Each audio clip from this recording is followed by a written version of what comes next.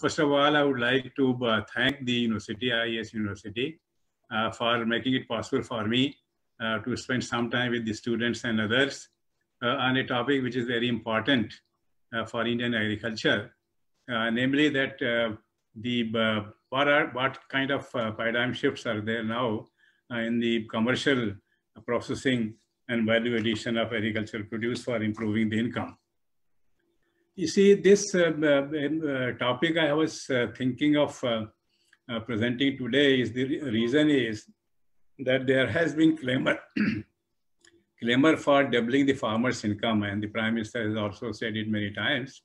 And so is the also main objective of the Ministry of Agriculture, Government of India, for which they have launched a number of projects, number of schemes to help the farmer. But all said and done, the farmer is still in a bad shape. I would be very frank to say this, that while agriculture has somewhat limped along, farmers' conditions are still very poor. But before I start my presentation, I would also like to request whosoever would like to ask questions will be very free to do so after I finish my talk. To start with the presentation, if somebody will be operating the presentation, is there some arrangement for that? My PPT, will there be some arrangement for operating it? Yeah, it is there. It is there? So just then project the first slide, please.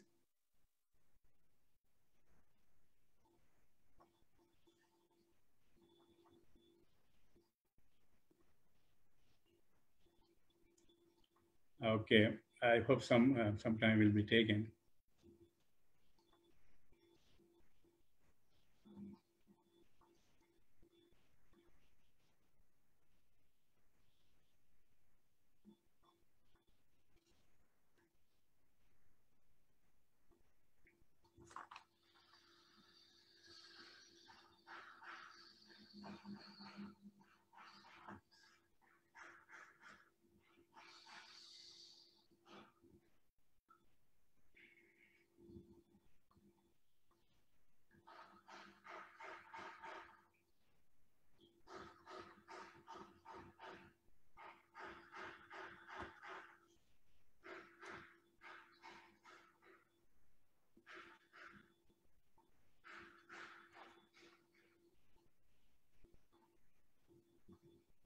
Shall I go ahead without the presentation, or are you making some arrangement?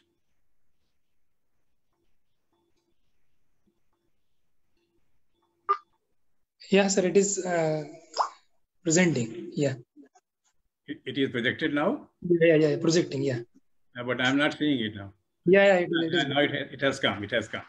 So the first slide, of course, they gives the title, Paradigm Changes for Boosting Commercial Processing and Value Addition of Fruits and Vegetables for Improving Farmers' Income. Could we go to the next one, please? Next slide, please. Yeah.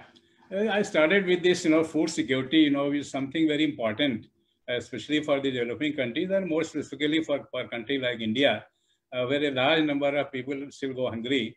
The present pandemic, which is there now, has made more number of people hungry. So actually what the government, society, and everybody individually will have to ensure is that the food security will have to be provided, kind of a physical, social, and economic access to sufficient, safe, and nutritious food to meet the dietary needs and food preferences for an active and healthy life. You see, said that, unless you get the food, your all other activities will not be that actively and, efficiently done. Next one, please. Next one, please. Next slide.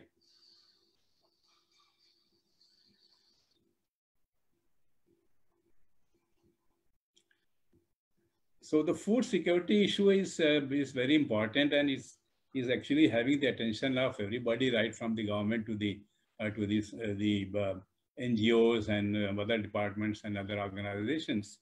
Why? Because while the production will be there, you see, everybody knows that the production of the cereals, pulses, oilseeds, fruits, vegetables, spices, condiments, and so on is very high, is going up.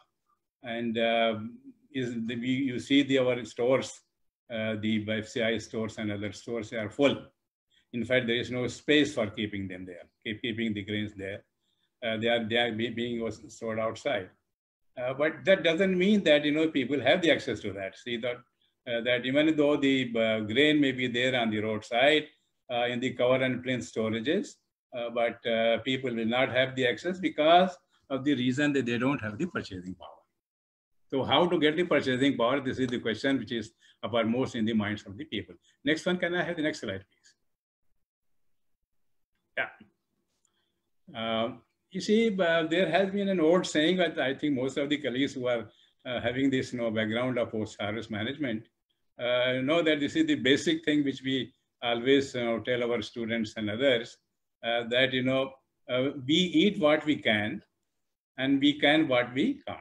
That means that whatever is possible for us to consume, we do that, and whatever is not possible, is physically not possible to consume it, we have to can it, that is to store it. This is specifically very important in the horticulture sector, because horticulture sector is the sunrise sector of Indian agriculture per se, because it has surpassed the crop sector and is presently its production is around 307 million tons, which is quite hopeful and quite encouraging.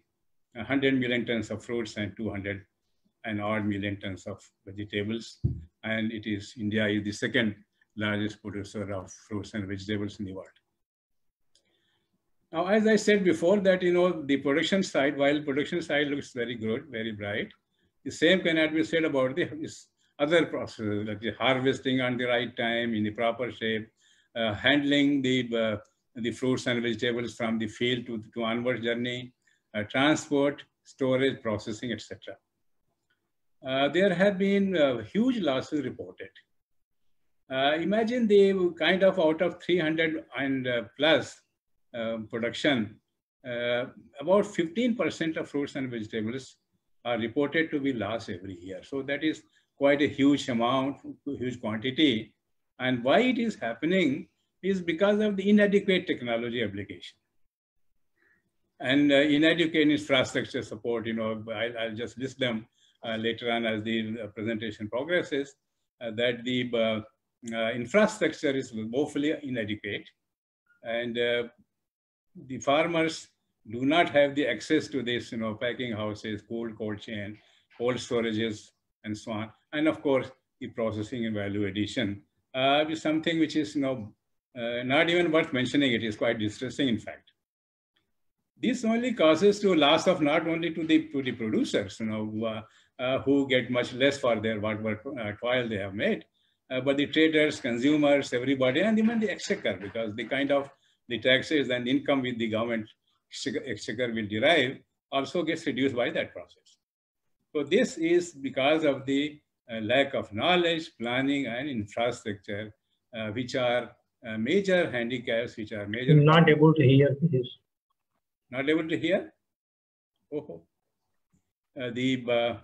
The management of the present. I'm not able to hear. Sir, you're muted. You have to unmute yourself. Now is it all right? Sure. Now okay. Dr. Jaswant Singh, is it all right now? Yes, sir. Okay. I'm sorry. What I said was not heard then, in that case? No, you heard, but for a moment. You continue, sir.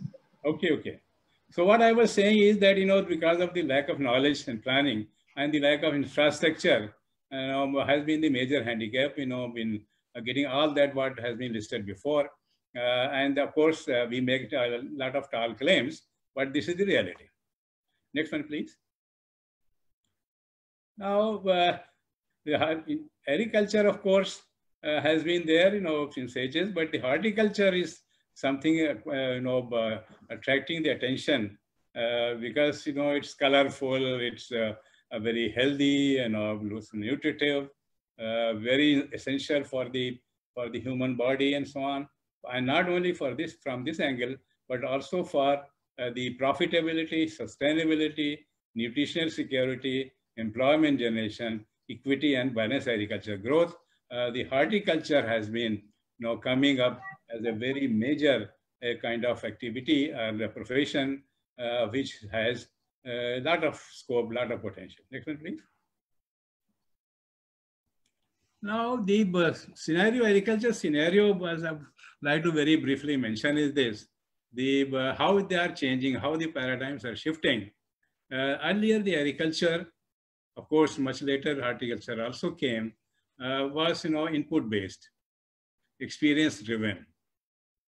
This was something that if you go to some farmers in the rural areas and ask them to do something new, try something new technology, new equipment and gadgets, they'll say, no, we know everything. We have been doing it for our generations have been doing it for several hundreds and thousands of years, and we know everything. So that's the kind of refrain what we get. But this is something which is whose days have gone. The new era is not only the input, how much, let's say how much fertilizers we put, how much seed we put, how much water we put, how much energy we put, and so on and so forth. This is something that more we put, more we get. No, this doesn't look really valid now, because now it is that it is output based. That is that if you have applied, let's say 200 kilogram nitrogen, and how many per hectare, let's say, how much you have got, how many quintals or tons of produce you have got. So it is the output. How much you get is important. How much you put, of course, will be important, but there will be a lot of losses, like application losses, transportation losses, and so on, and the intake by the plants of those water and nutrients and fertilizers and so on. So it is something which is now going towards the precision farm, and it is the knowledge driven. What I would like to here insist is that it is the knowledge driven, that agriculture is no longer the preserve of people who are illiterate or semi-literate. Agriculture is already being done or will be done progressively in future by those people who will have knowledge. So you cannot really, agriculture, unfortunately in the past, it was production oriented, that everything was done, all the policy, and rightly so, of course, because we were food deficit country. So everything was done to increase the production so that everybody gets it. It really didn't happen because the equity part was not very much important, considered to be very important, and a lot of flaws were there. So it is now is already happening, is going to be knowledge driven. Then what happened is that production by masses, is also. I will just go very fast because these are some of the things which are already known to people. So the production by masses, so many people. You see, if you see today's statistics, about 52% people are engaged in agriculture. So many people actually are not required for agriculture, because agriculture contributes about 12% or so to nation GDP, and we are having 52% or 50% people engaged in agriculture. So this is so much of this disproportion rather. If I quote the example of developed countries, for example, in the US, 2% people engaging in agriculture and contributes 2% or 2.5% to nation GDP, and so on. There are several countries. So we have to be really, going for this kind of scenario where instead of production by masses, we will go for mass production. That is what our motto will be, to increase the production by fewer people. Of course, there are certain other considerations there, because it requires a lot of mechanization and several other things. Earlier, the agriculture, including horticulture and other sectors, subsectors, was constrained by the poor infrastructure. Now, poor infrastructure is several, the kind of the input, the mechanization, the energy, the water, and several other transport, market. They are all infrastructure, which are very important for agriculture. They are there, but they need to be really developed and increased now to at a very fast rate. So now we have the improved infrastructure. That is improving the infrastructure. It is happening already. the government has been investing a lot of money on this, on the rural transport and rural, electrification, and the irrigation, supply of the inputs like seeds and fertilizers and so on. Now, earlier there was not much concern, I would say, on the quality of the produce. That anything you would produce would be acceptable because we were deficit, in the food. We said whatever is done, whatever is produced, it's welcome. I can give the example of many states where there were procurement of food grains. I'm putting a little more emphasis on the food grains at the moment for a particular reason, because this also applies to the other subsectors as well. The quality, for example, if the wheat was brought, then wheat will have chaff, dust, foreign matter, and so on and so forth. And even in moisture, even the water was selling, I had some moisture, there was no arrangement for drying, reducing the moisture, and it will sell. So that was, and then the concern for quality was less because of obvious reasons. But now with the improvement in the purchasing power, consciousness of the consumers for the quality and so on, so there is concern for the quality, and people are, especially if you go to the city market, the town markets and malls, you will naturally see that how beautifully the packed fruits, vegetables, even wheat, gram and barley, etc. are put there. So this is now, and people are prepared to pay for it. So this is something which is very important. Now, resource-based subsistence, it was a subsistence kind of profession, activity where something will come from the land, and if some natural disasters come, everything will vanish, and they'll have nothing really, and they'll take the loan from the money lenders who are there waiting for them to pounce upon, and at a very high interest rate, and they will charge very heavily, and farmer will never be able to pay back the loan because the interest will be too much. So the money lender was more interested, or is more interested in the interest than in the principal. But then, of course, now the scenario is changing. Technology was low. You would see that if you go around the villages, the technology level was low. Because of obvious reasons, because of affordability, people did not have the money to buy the technology and so on. And obviously, because of all these factors, the profitability, that is productivity or the profitability per unit area was less. And when the profitability of agriculture was less, obviously the money available in the hands of the farmer was also less. And the whole season after the farmers were waiting for the harvest to happen, because he had taken loans, he had to marry his daughter married, education of children, health, and all those social obligations he will meet from the sale of the harvest, which was, if there was some difficulty in that, he will have the problem. Now high technology, now commercial agriculture is coming up, and people are using the latest technology, but the ingress or the penetration of the technology, or the rate of penetration of the technology is still very, very low. Now, the earlier was production of all the crops and commodities. If the farmer had some, let's say, some area, he would grow this and that, all kind of things will happen. And it had, of course, its own importance, but then it really did not suit to the what was possible in the particular soil condition. So not every soil was suitable for growing everything. So this was something which was really hindering the productivity. Now it has been realized with the health cards and all that thing. I will not go into this if you are not knowing. So land use planning, which was earlier absent, has become very important now and being applied.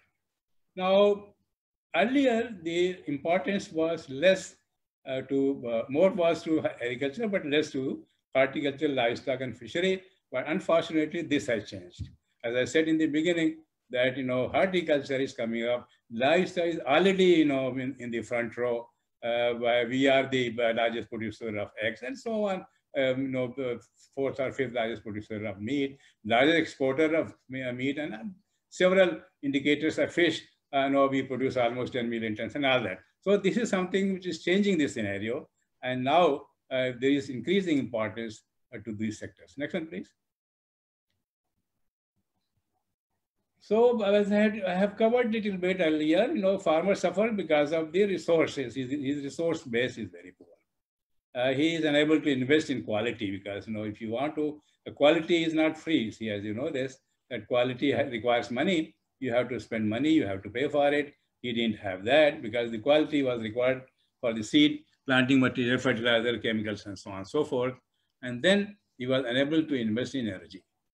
It has to be agriculture is becoming energy, agriculture, horticulture more so, and then other subsectors are becoming very energy intensive and technology savvy. Another problem which is there, which very important for the students who are listening to this is the farm labor. Farm labor is not available now. You might have heard that a lot of people went back to their areas within the pandemic times, but they found they are coming back. They said, I asked that why they are back. So sorry, why they are back to city? They said, there's nothing to do in the village. What to do? So they are coming back. So the farm labor is a problem. Here in the cities, there are people who are working in this kind of jobs, physical kind of jobs, but in the villages, the farmers don't get the laborers, and because everybody requires the farmers at the same time, wages have gone up. So this all adds to the production cost. Now, banks, another sore area, I would say this, that banks are not, they have not come up to the mark. The financial institutions, I mean, not only banks, but the financial institutions have not come up to the mark. There are a lot of problems, which farmers face in while taking loan. Getting loan itself very difficult, although they say that it is very easy, you just go and get it. No, you don't get it really. So farmers, have the problem, then pay back and all that is a real tough situation. In fact, I was reviewing that one of the PhD theses of one student of one university in which she had studied an area, in Maharashtra, that why farmers were committing suicide. One of the important reasons was that, he was unable to pay back the loan because of the failure of the crop. So these kind of things do happen. And last thing in this is, is very important here, is that, he has no control over the price. That's what we normally say, and we are very unhappy to say this, that you see the farmers buy the inputs at the retail price, as you all know, the retail is the highest price, and he sells his produce at the wholesale rate, which is the lowest. So he gets, a kind of double disadvantage that he pays more and gets less. And he's being exploited by the unscrupulous people, dealers and agents and wholesalers and all that. Next one, please. How this, because of the reason, agriculture has been intellectually unstimulative. We had taken a survey a few years back in which we asked the students, UG and PG students of agriculture, that, why you don't want to go back to agriculture. 95% of the students had said they would not go back to agriculture. We said, why? We asked, why? He said, what is there in agriculture for us? He said, dirty job, you have to go there, stand there in the open, in the sun, in the rain, and so on, and muddle your feet, and what do you get? Nothing. What they in their language is peanuts. So this is something which is, and it doesn't give them any social kind of, attraction. It's socially unattractive. So youth are really not interested, are very less interested in going back to agriculture, and this is a tragedy. This is a grave crisis which agriculture is facing today, is that the agriculture is being deprived of the educated class. The people who have come out of the universities, they're knowledgeable, have the skill and so on, and they are not able to apply into agriculture, how will agriculture really, or horticulture rather for that matter, grow? Another very important and I would say very worrisome phenomenon is that it was also a survey conducted a few years back, that in which it was said that more than 40% of the farmers will leave agriculture if they had some alternative with them, some other source of income. So this is something so farm successor is a great problem which is happening and which has to be really tackled. Next one, please. This I have all said that because of this reason, why this is happening, low productivity, low technology, low input, I have already covered. Next one, please. Now the problem is that coming back now to horticulture, in horticulture the fresh produce is very important, whether it is fruit or a vegetable or a spice, condiments, whatever it is, flowers. I'm able to hear it. Sorry? Not able to hear? Sir, you continue. No, I heard some voice that I was not able to. Anyway, what I'm saying is that in horticulture sector, the fresh produce is very important.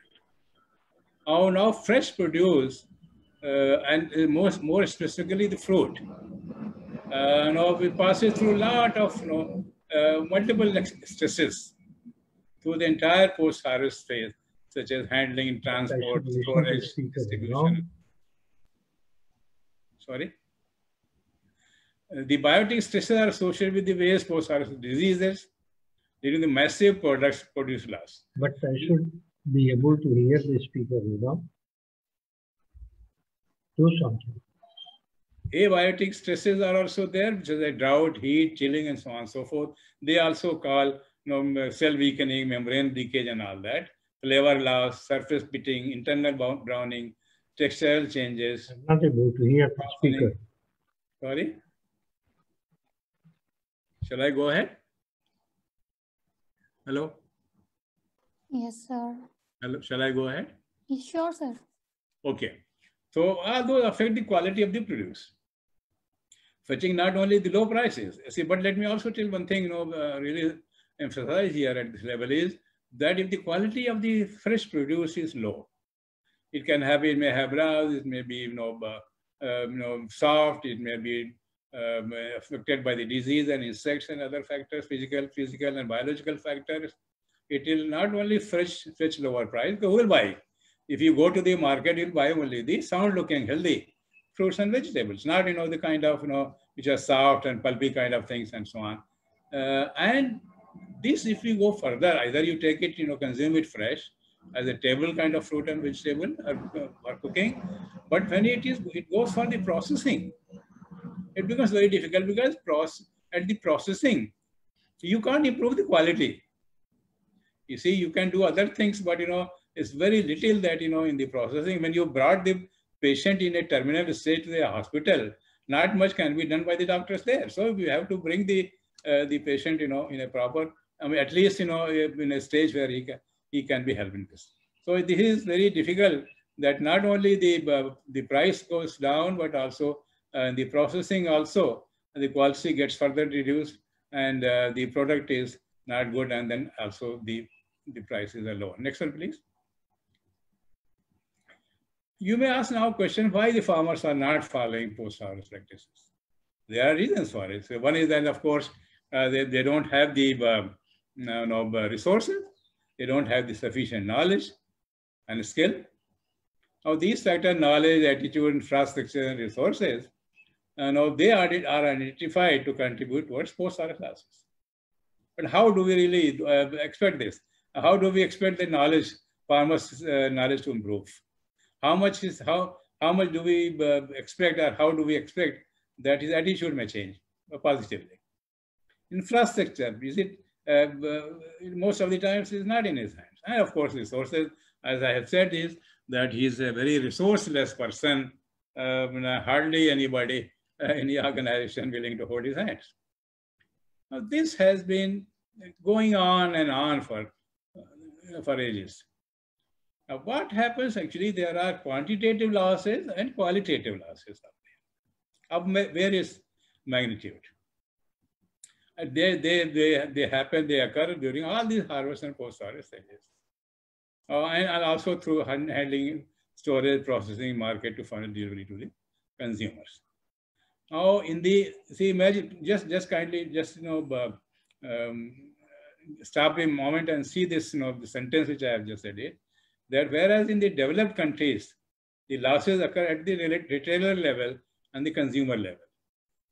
But in India, and in the developing countries for that matter, the losses occur during the production, harvest, post-harvest, and processing levels. So we have to make the difference, mark the difference, that because of this poor infrastructure and poor levels of technology, these kind of losses happen. Next one, please. You can see that, the kind of value addition, less than 10%, might have improved a bit, a little old, maybe a few years old, but then the scenario has not much changed. You can compare this, that how we stand really, and not only in comparison to the very developed countries. See, Malaysia, Philippines, Thailand, I have seen most of these countries and seen that how they have developed, how much they have gone ahead. And we are still struggling. So this is a real matter of real concern to all of us. And we have to be seen. Then another phenomenon which is very important for us to consider and should be really tackled is the middleman. Middleman between the producer and the consumer. Now there have been certain changes in the APMC Act by the government. Earlier there was, the farmer was constrained to sell to his mandi and so on. Now he can sell anywhere. So this is something very positive. I would consider this is to be a most positive development which has happened. So the middleman between the producer and the consumer, you can see that how many, there are just too many middlemen. Then important thing for us to know is that how much really producer gets out of retail price. Farmer, if he is lucky and manages well, then he gets about 40% of the retail price, the price that farm gets. But in most of the cases, it is 25 to 40%. So he gets 1/4 of what the consumer pays. And whereas in, of course, other countries, it is more than 60, 70%. Another thing of importance, especially for the horticulture sector, is this, that in the food price, the share of raw material where the farmer comes into picture is, he gets only 2%. I can cite several examples, but because of the constraint of the time, just consider this point, that the presence of the raw material in the price of the final produce, wafers and chips, and you can take any example, is not more than 2%. Next one, please. So what are the these are the things which need to be addressed. That what are the causes of low levels of processing? Then because of it's not in the hands of farmers. It is in hands of the breeders, the plant breeders, and the other vegetable breeders. I'm not able to hear actually. So what to do, sir? What to do? Madam Shweta Singh, anything to be done? Sir? Anything to be done? They said they are not able to hear me. So we are absolutely hearing you. You're quite audible. You are hearing. So it is important for me to know that it is you are hearing. Anyway, what I was saying is that the geneticists, the plant breeders and so on, they all have started addressing this issue with the processable variety. For example, not every variety of potato is processable. Not every variety of tomato is processable. Not every variety of cucumber. And there are several examples, chilies and all that. So they have to develop the processable variety. One example I would like to just emphasize on this. For example, if a rice variety is bred by plant breeders, and the yield is, let's say, 7 tons per hectare. Now, of the 7 tons per hectare, and if you go on farm mill, because nobody will consume paddy as such, you have to make it into rice. So if they go to the rice mill, what they get is, instead of 7 tons, they get only 3 tons or 3.5 tons. That is the 50% of the, the whole lot has gone towards health, towards breakage, towards other losses and so on. That's that. Now, what will you consider as the yield of that particular variety? Yield of the particular variety, the plant breeder will say that it is 7 tons per hectare. But if you ask me as a processor, I'll say that the yield of the variety is only 3.5 tons per hectare. So that difference will have to be marked. Then the poor quality of raw material. As I said, that there was less concern for the quality, and because of the cleaning and grading was almost absent. Especially in the fruits and vegetables, even the washing. See the kind of vegetables, there was a lot of work done on vegetable washing and so on. The kind of water which they use for washing, if you see that water, you will not consume the vegetable and fruit. Absolutely dirty, coming from some nala with a lot of microbial load. It's really dangerous for the health. So it's because of this cleaning and grading and all those things which are absent elsewhere. Then the drying, the lack of drying. See, most of these products produced are high moisture, 80% and above, 90%, 85% moisture content. They have to be brought to either you consume it immediately, that's okay. But if you want to store it and if you want to do it for a longer kind of storage shelf life, then you have to reduce the moisture. To let's say about 5, 6, 10, depending upon the kind of produce we have. Now this kind of facility, the drying facility, is not available. Most of the produce gets dried in the drying yards. Drying yards, sun drying, the kind of, it is very slow. Takes a few days for the moisture to drop from particular level to particular level, or the kind of, the things, due to birds and rodents and insects and all kind of losses are there. Mechanical dryers are very few. So this also is one of the part of infrastructure.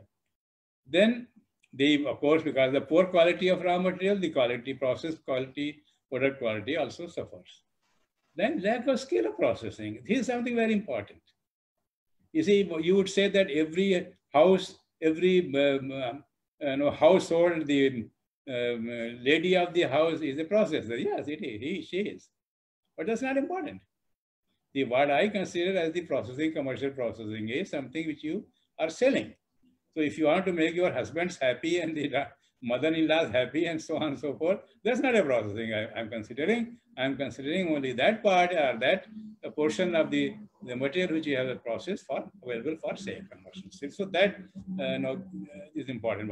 So there is a skill lack. Then the information about quality and safety standards is not there.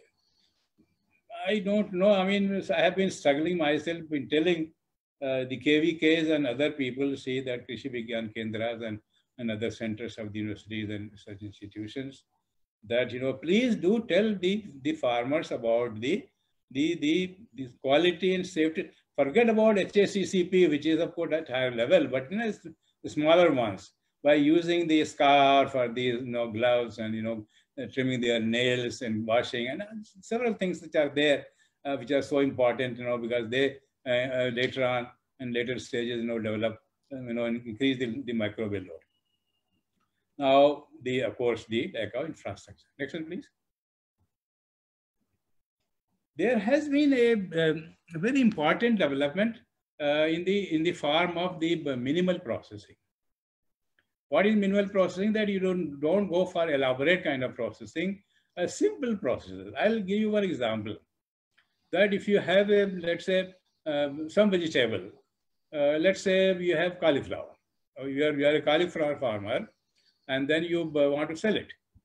So what you will do, you will bring to the store, to the city market, the flower, that is, the floret, and the stem part or the root part. Now, this 40%, because what you are interested in is only the floret. You are not interested in the stem part or the root part, leaves part. So you have to shed that. And this is not this shredding. Shredding is not done at the village level. It is done at the city level. So you have transported 40% additional to the cities, and you have made the city people, the processor, again apply labor for removing these 40%. But there are several things which can be said. So if at the processing level, if the washing, cutting, packaging, etc. can be done at the production level and bring it to the city, bring it to the market, bring it to the hotels and restaurants and so on. So this will there. Now, another thing also, which is this phenomena is now happening in now cities. See, for example, cucumber, cauliflower, or even for that matter, watermelon or muskmelon. Now, watermelon is so big. Of course, now the size is coming down. You see, you don't require, to buy the entire watermelon. So what they do is they cut it. It's a quarter of watermelon or half of watermelon, and similarly, the cucumber, cauliflower. And you buy that person. So you don't have to buy this. And then the advantage of this is that while you buy this thing, because the husband and wife are working, and though they don't have time to go to the sabzi mandi, they come there, they are getting the packet washed, dried, cut, everything. Simply go to the saucepan. Now this happening because of urbanization and so on and so forth. Now this is taking a root in the big cities. But my concern is that why it is not happening, or why should it not happen in the smaller places? There's a lot of advantage, a lot of employment generation potential is there in this, a lot of income generation potential is there. In fact, some of the students who may be listening to this talk could also be tempted or could be encouraged to go into this kind of thing for the additional income. But because anyway, the job opportunity, job prospects are very little now. So if they can do this kind of thing, which doesn't require actually much machinery, it doesn't require elaborate technology and so on. So it's very simple and very effective one. Next one, please. Anyway, so I have covered it. Next one, please. Now there are several models which are there of processing. What kind of models we are adopting in the country? So for the processing.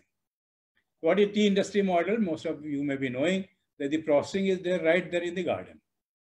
So processing, blending, marketing, etc. And then marketing, of course, is done by the organized sector. So while the tea may be produced in Darjeeling or Assam, this sale will be done, let's say, in Calcutta. So that's one model we have. Then we have sugar industry model, is that organized industry located in a production catchment where a lot of, let's say, sugarcane is being produced. So they have a tie-up with the farm, the sugarcane growers, and then government, of course, laying the moderating load and deciding support price. Then jaggery and unrefined sugar production model.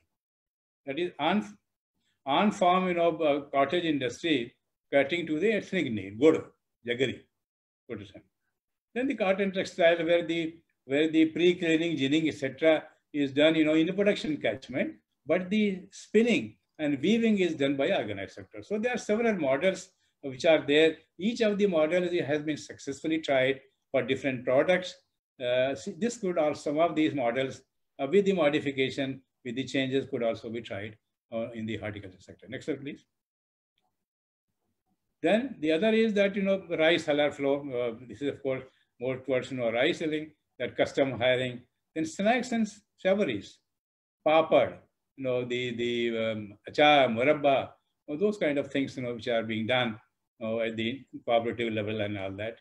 And then processing on wheels.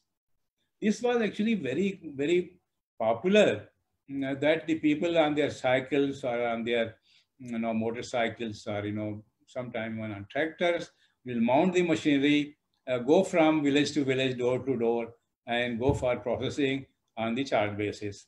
It was good. People were happy that their things were processed right before their eyes. Quality was assured, and they didn't have to go to the processing, cover some distance. So they were saving on time, and of course the fresh quality was also assured. Next one, please. Now there are commercial processing models there, which are there. Small scale, agro processing centers are there. They have been developed in large numbers, several hundreds, by ICR scheme, All India Coordinated Research Project on Post-Harvest Engineering and Technology, with their 38 centers in the country. And many of them have developed these small APCs where they'll get the groups, self-help groups, many times solely consisting of the women. So they'll come have some share, while the equipment may be provided by the center. Their labor, land, and all those things will be given by those the group, and they'll process this, make masala, grind the masala, making the wheat flour, make the potato chips, and these kind of things. And some of these centers I have seen visited are very highly successful. In many cases, that farmers or groups have shared the expenses.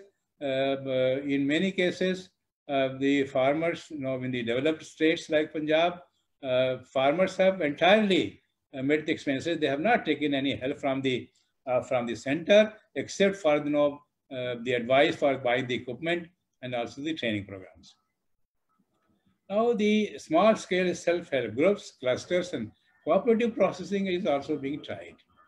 I was interacting with one of my old friends.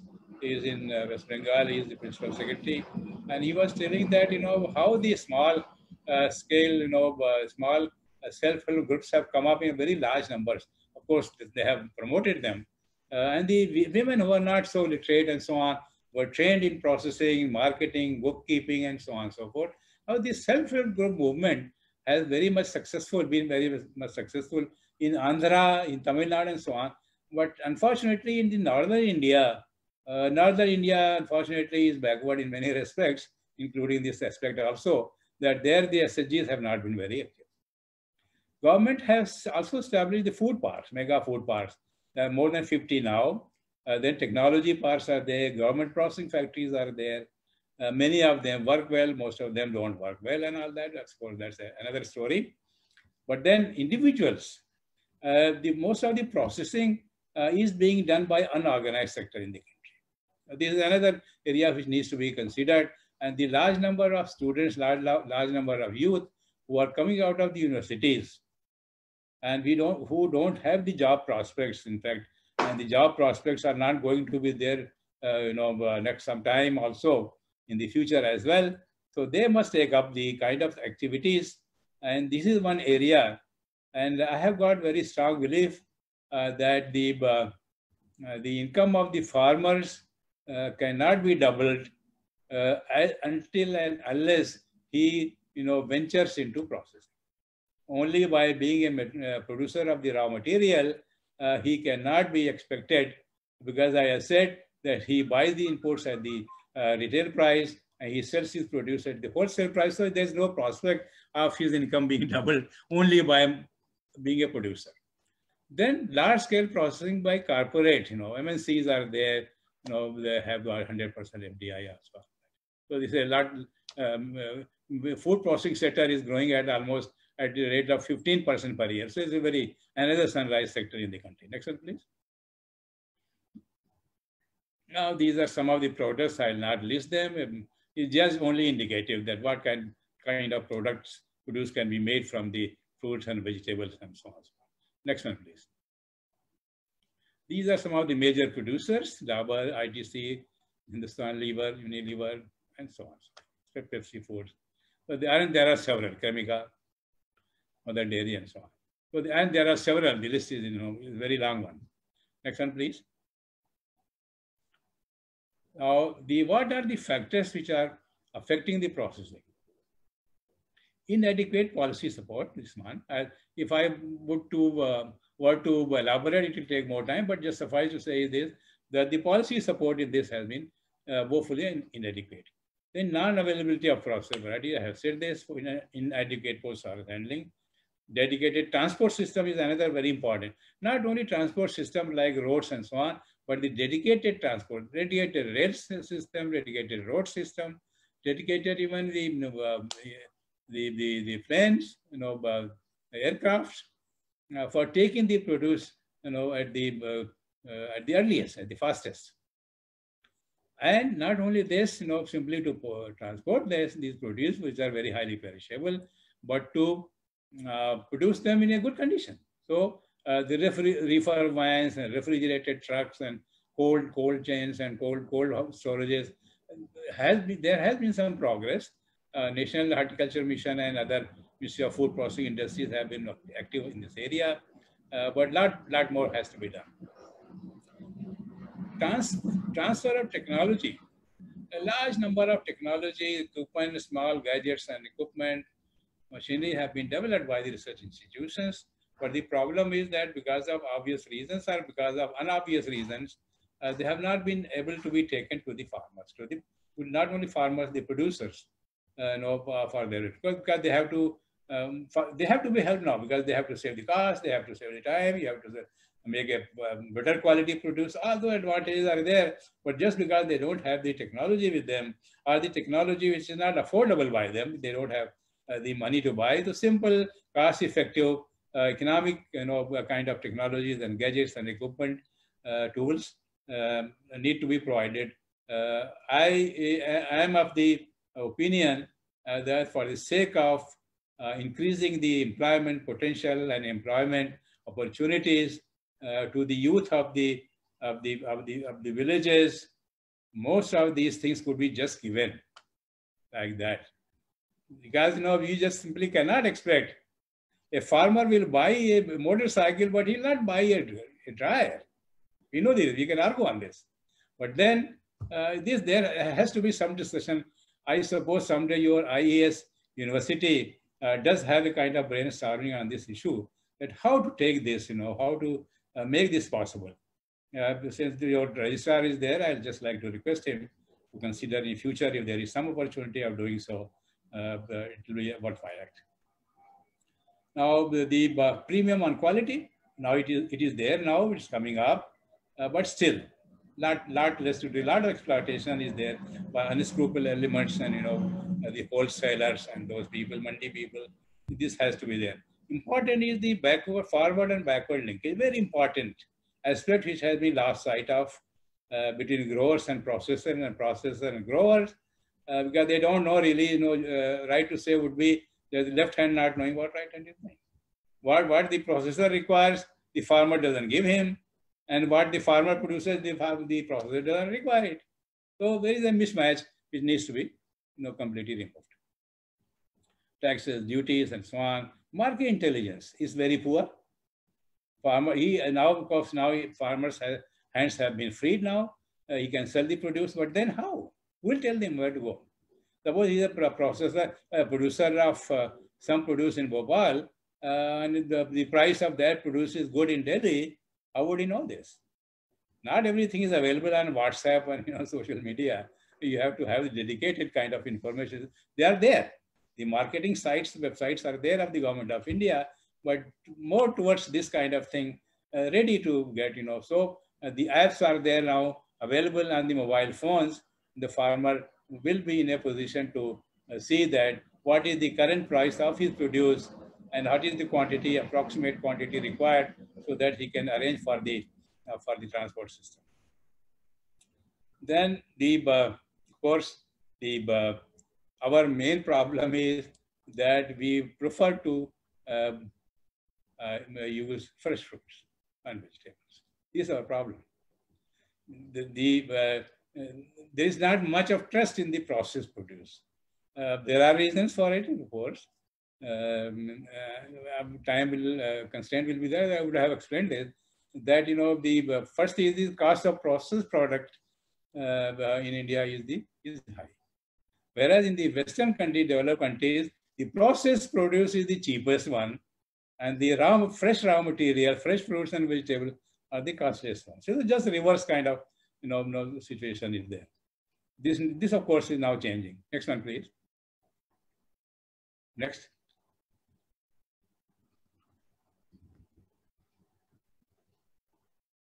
Now, why to invest in this this sector? Very important. My appeal to the students who are listening to this talk is that large quantity of raw material. We produce all millions of tons, kind of scenario is there. So and we are now changing from conventional to commercial. Market is now large middle class is emerging. So you will not have the dearth of the consumers, because farmers, the consumers have developed the taste. They are quality conscious. They are willing to pay. So you have the opportunity. Production cost is still lower, needs to be further lowered. Consumption patterns are changing. Government assistance is being provided in a very large way. FDIs are there coming up now. Food policy and all those things are there. And the policy environment on the fruit processing is becoming more convenient and the processor friendly. Next one, please. Next one. These are some of the key issues. If I have overtaken the time, please stop me because I'll take another 5 to 6 minutes more. So that will be great if you can wind up in another 5 minutes. Next is good. Yes, can sir. wind up in another 5 minutes? Yes, sir. Thank you, sir. All right, thank you. Now, quality is important at all levels, as I said. So, good production practices for safe and high quality raw material, minimum post-harvest levels, they have to be reduced. Technology upgradation will have to be done for higher value addition, higher levels of processing, higher investments in R&D, development of infrastructure, very important, and empower farmers through easy supply of soft credit and marketing facilities. Next one, please. Promotion of quality and safety codes. Another thing is utilization of residues. Many of you must be knowing that the byproducts and residues will become more important than the main products. So the byproducts of today will become the main products of tomorrow. So this of course, is happening already. Promotion of minimal processing, establishment of strong backward and forward linkages. Next one, please. Mechanized market establishment, especially for the perishable produce like fruits and vegetables. Market intelligence, value chains, very important here. We are doing it in our own, in a very, would say, different way. If some of you are engineers, you will say that the layout is very important.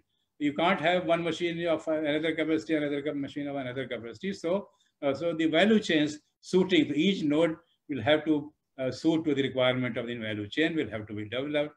Then cold chains and so on. Road, rail, and air transport system, packaging material, packing houses, and all those things. Course and practices. Next one, please. Now coming to the last slides, they have tremendous, the sector has tremendous potential and importance. In my opinion, now the horticulture sector has come to front, and most of the youth may like to take up this processing. And processing doesn't mean go for elaborate making the jellies and jams and bars and so on. Go for smaller to start with. At the beginning, the cleaning, grading, washing, transport. Good evening, sir. Sir, if we can wind this up quickly because we have to go to the next. Yeah, I'm just. Request you to please wind this up quickly, sir. This is last. Thank you. Yeah, this is last one. So I said that they don't have to start at the at the very advanced level. They can go for the this initial levels and so on. Next slide. I think is the last one. So what we have to be striving it is that to remove the ill effects of the glut prices, we have to be carrying and we have to be working on the industrialization of rural areas, not in villages, not in rural areas. I hope I would appreciate the difference. So we have to be providing the farmers, giving them more resources, and the youth who is really having not kind of much prospect for job can take up these activities and will increase the income, not only for himself and his family, but also of the society where, and then the chain reaction takes place. Once he earns more, a lot of other things also happen. Next one, I think it's the last one. Well, one village, one process model has been tried. So last slide, of course, is, as I said, is that agro dollars have the potential to fetch more money than the petro dollars. Thank you very much. Thank you so much, sir. The session was immensely knowledgeable and apt for the current scenario. I would like to take this opportunity to introduce our next keynote speaker, Mr. Deepak Pareek, CEO and founder, Digi Agri and Technology Pioneer, World Economic Forum Technopreneur, who created one of the most respected agri-tech company, Digi Agri Technologies Private Limited. Mr. Deepak has been profiled by the reputed publications, media, including Forbes, Nikkei, Channel News Asia, Your Story, NASCOM Research, INC42, Business Insider, to name a few. Mr. Deepak is an alumni of NIT, Surat, with 20 years of diverse exposure working across 34 countries on various projects. Sir is amongst the top 100 social entrepreneurs listed by National University of Singapore and DBS Foundation. Mr. Deepak's venture, Digi Agri, is currently engaged in different activities across 7 countries: India, Indonesia, Vietnam, UAE, Thailand, Philippines, Ethiopia, serving thousands of farmers. It's an honor to witness your presence, sir. I would request you to kindly proceed with the session. Yeah, thanks a lot for the introduction. So guys, this is Deepak Pareek. Thanks a lot for staying back and listening to something which I believe would be changing the agriculture. If one of you can let me know if you are able to see my screen, that would be awesome. Yes, sir. Yes, sir. Thank you, sir. That's great. So we have heard about, like, a lot of the challenges and the problems which unfortunately agriculture sector has been going through. I would start with a very basic, the flaw in the whole mindset of shooting the messenger. Time and again, we always believe that a farmer is a guy actually who is a problem, right? We talk about always he's not doing agriculture in a sustainable manner. He's a guy who's not doing the processing at the right manner. He's overusing chemicals and fertilizers and pesticides. Now, the challenge is that a farmer is a guy, and believe me, it's all across the developing world, just not India. The government or the agencies tells him what to grow, because based on the soil type and agroclimatical zone. When the monsoons are going to arrive, the sowing date is given by, again, the government agencies. Input which he should be using is regulated by government. Finally, the good agriculture practices is given by extension workers and the academicians or agriculture universities. Finally, when he tried to sell it, he has to go and sell to a regulated market of mandis. Now, in this complete chain, if something goes wrong, none of these agencies take the hit. It's the farmer who takes the hit. So unfortunately, we have created a system where the guy who puts 92% of economical activity in getting the food to your table, he just gets 13% of economical value. So that has made the agriculture totally unjust, unfair, and opaque system. And that is what is the reason of all the challenges which we are facing in agriculture today. I won't go too much in past saying that actually what was right or what was wrong, whether governments were right or wrong. The challenge is that from the day one, we have never thought about the profitability of the farmer. And farmer is doing a thankless job. Even the other agenda of increasing the productivity, you'll be surprised to know that except 2 or 3 crops, today India is not even at the global average. And understand, average student, intelligent student, and below average student. So average student is a guy, right, who actually is a median of good and bad student, right? Similarly, when we say average productivity, that means productivity in countries like African countries or South Asian countries, and those even advanced countries, an average of that. And we are below average in most of the crops. Now, how digital agriculture is going to be a tool which is going to change that scenario. So we'll be talking about a couple of technology mega trends which needs to be adopted immediately so that we can give the just opportunity to our farmers, and in a way so that they are more profitable.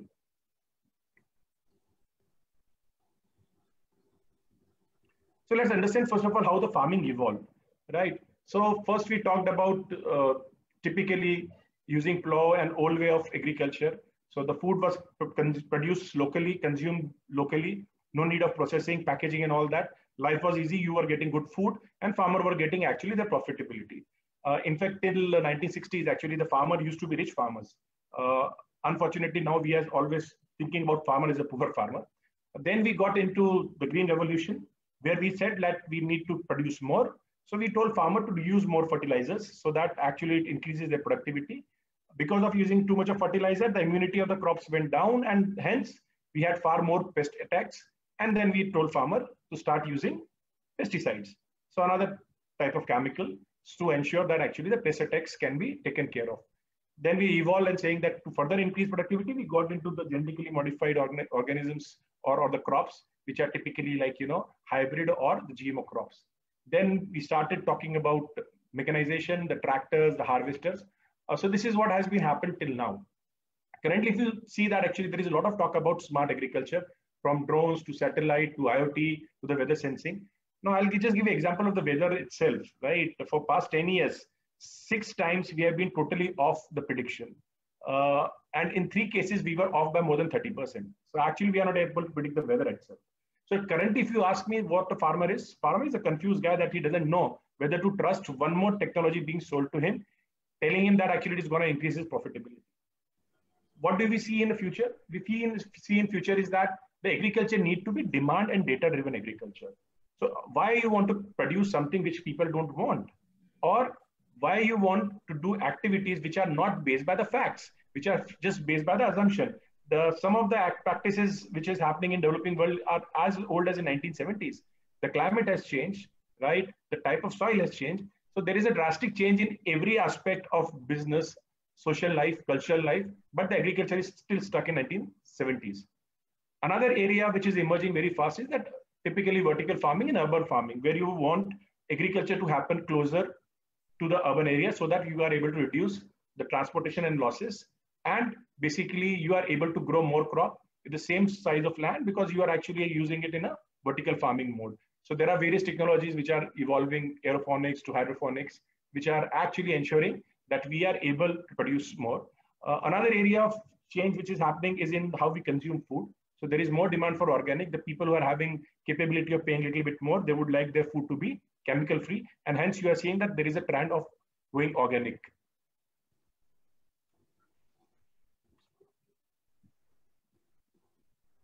So let's understand what are the 5 typical mega trends which we are seeing today. So one thing is digitization. Over past 5 years, the number of smartphones in the hands of farmer has gone to 18% from 3%. So more and more farmers today are able to basically afford a smartphone. Second, actually, there is more access to digital information about the farming, from satellite imagery to the typically like, a lot of database being created by the government, private agencies, development agencies. So now today we have far more access to the data than what we used to have had previously. Also, the processing of data has become far cheaper than what used to be in past. We will talk about all of these things in a little bit of detail going forward. Another area is actually autonomous farming vehicles. So from unmanned aerial vehicles to the ground vehicles, which are typically drones and bots. Again, their price has gone down substantially and hence they are making it more relevant for using in agriculture. As I said, vertical and urban farming with more sensors, more capability in automation, we are able to grow food closer home than actually in the far off farms. Artificial meat. Now, suddenly if we see that actually the secondary food needs far more resources than the primary food. Secondary food means like, typically your red meat, chicken, poultry and all that. And actually to produce that, it needs far more natural resources than actually like, a typical rice or wheat. So now artificial meat is nothing, but actually it is vegetatively grown meat, which taste, feel like a meat, but actually it is grown, is created using typically your farm produce. And finally, to reduce the losses, the smart packaging is another area which is evolving very, very fast. So let's understand digitization. So typically there are 3 types of data which is collected. So farm data, basically about like, what is being grown, when it was sown, what type of actually inputs are being used, right? What crop is being grown, which variety is being grown. So all that information typically comes from the farm data.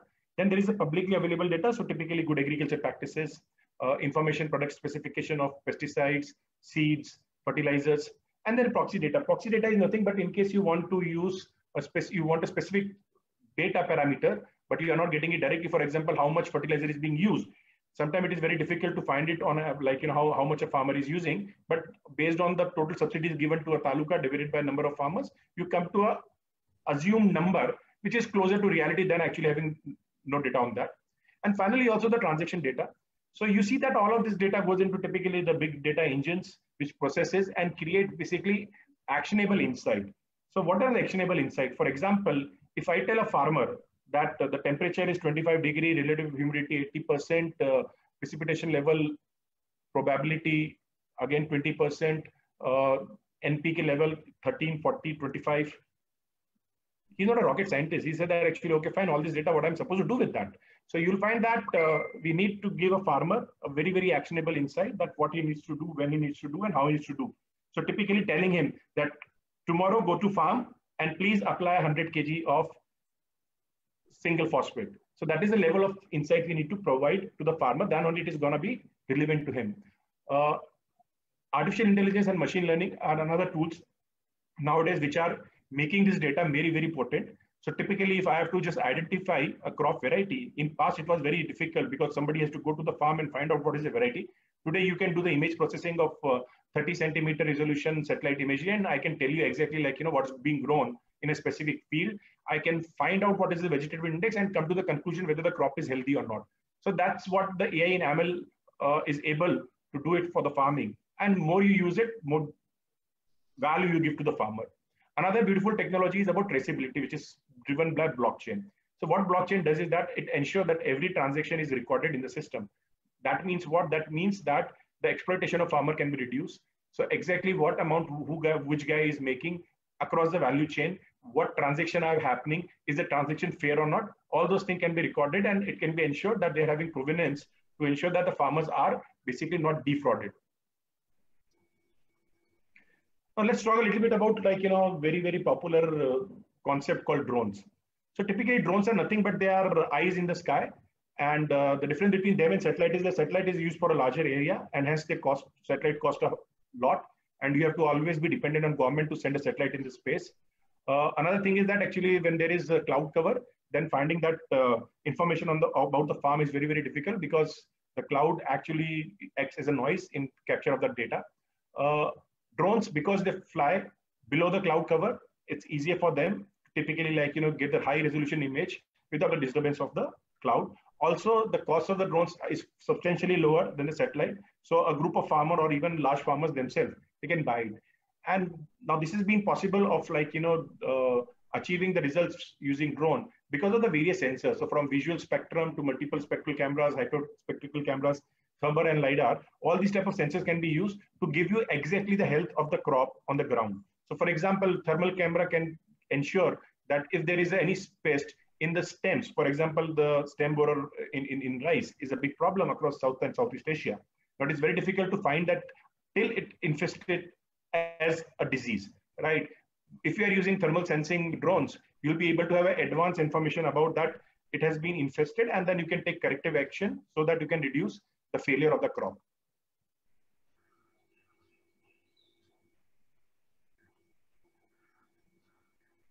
So as I was telling you, like, the vertical farming is another area which use heavily dependent on digital technology because there are actually a lot of permutation and combination and information about how much nutrients, again, the climate control, what temperature, what humidity needs to be maintained. So typically in a controlled environment, these crops are grown.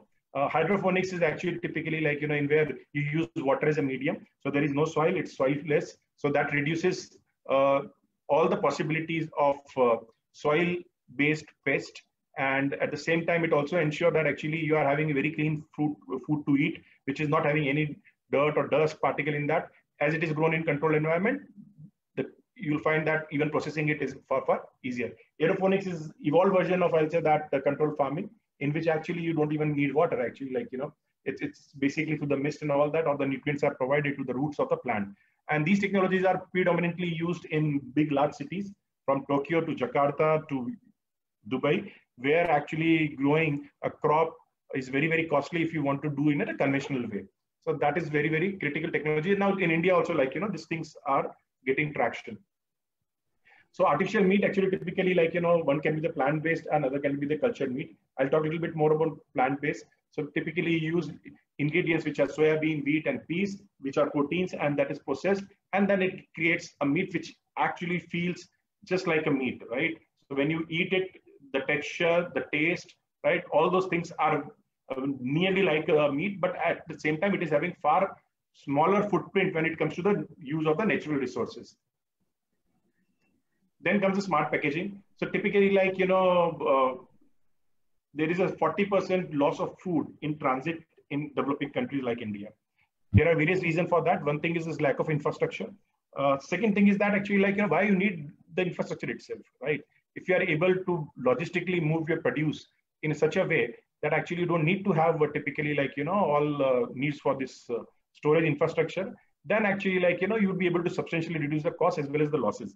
So I'll just give you an example, like, just 20 years back, when you used to pick up a cab from a railway station, you have to go to the taxi stand, right? Then pick a cab. So there used to be always 100 or 200 cabs in Delhi Central Station staying there, doing nothing, just waiting for the passengers. Now with Uber and Ola, you can see that actually, like, there is hardly any cab there, or maybe 4 or 5 of them. They're too waiting for an existing customer who is already booked.